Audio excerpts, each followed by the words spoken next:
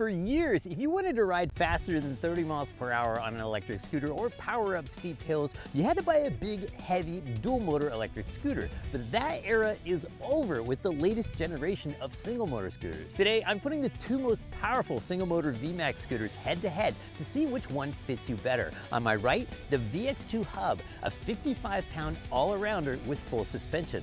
On my left, the new VMAX VX4, a 37-mile-per-hour powerhouse with 2,800 watts of peak power and long travel adjustable suspension. I'm gonna run them both on the data logger, test them up the steepest hill in America, measure them to see which one fits you better and which one belongs in your garage, or if you should get something else. Let's start with a speed run.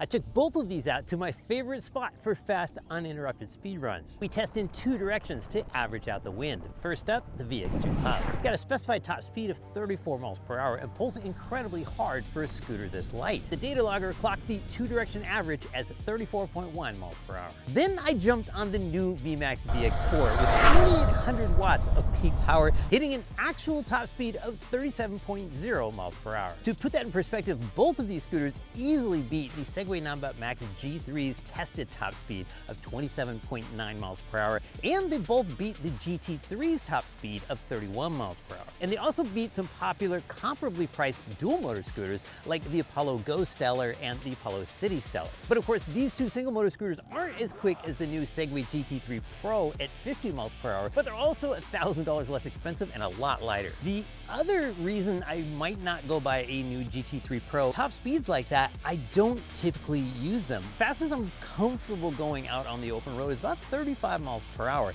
And I can prove that because if you look at this video right here from ESG, Ramir and I took two of the world's fastest electric scooters. It was an eMove Roadster, a 72 mile per hour scooter, and the T-Wing Mars XTR, a 65 mile per hour scooter, and rode them through 3 different cities. I don't think we broke 35 miles per hour the whole time we were out. Now, the other main reason that people love dual motor scooters is to climb really steep hills. But what if a pair of single motor scooters could climb the steepest hill in the United States? Let's go find out. Conventional wisdom says you need a dual motor scooter to climb hills like the steepest hill in the USA.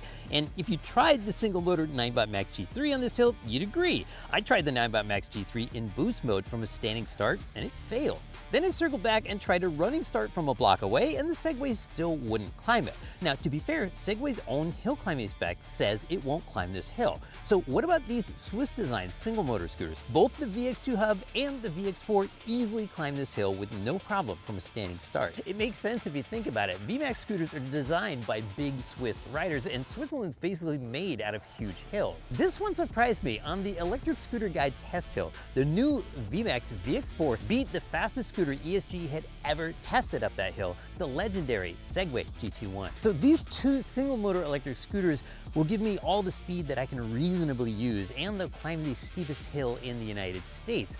Plus, they're lighter and they handle better than dual motor scooters. There is still one big reason that people love dual motor scooters, and I'll cover that at the end. But right now, let's take a look at the ergonomics of both of these scooters, because no matter how good the performance is, if it doesn't fit your body, you're not gonna wanna ride it. And these scooters are pretty different up close. The VX2 Hub has a great standard size deck. There's plenty of room for my size 10 shoes. But if you're a larger rider, or you just like having a wider stance for stability at 37 miles an hour, the VX4's deck is noticeably wider and longer. It gives you a much larger platform to shift your weight around too. The handlebar heights are also a factor. I'm 5'10", and the VX2 Hub feels perfectly dialed in for me. The VX4 bars sit a little higher and a little wider. Combined with the heavier weight limit of the VX4, it is hands down the better choice for bigger, taller riders. Then there are the displays. The VX2 Hub features an integrated display built seamlessly into the stem. It's sleek, it's clean, and it looks incredibly modern. The VX4 takes a different approach. It has a separate display unit mounted to the bars.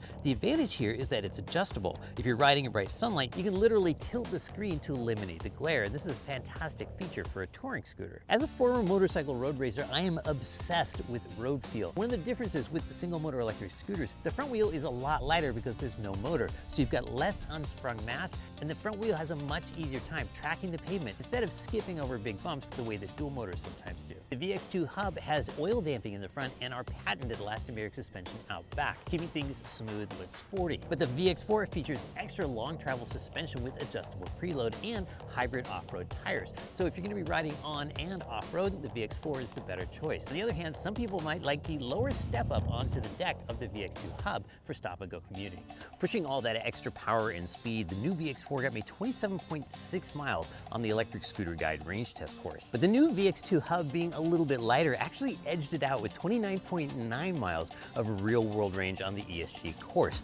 But either of these scooters is going to have more range than 99% of riders really need. So the new VX4 is more comfortable and has more top speed. So does that make it the better scooter? Well, not when it comes to portability. Let's have a look. This is a 2022 Model 3 Performance, and it's our family's only car, and the trunk is honestly not the biggest, so let's see how they both fit in here.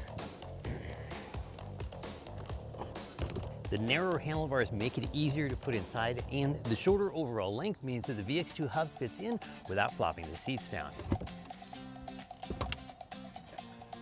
Way easier fit than the VMAX G3 because just look how wide these handlebars are.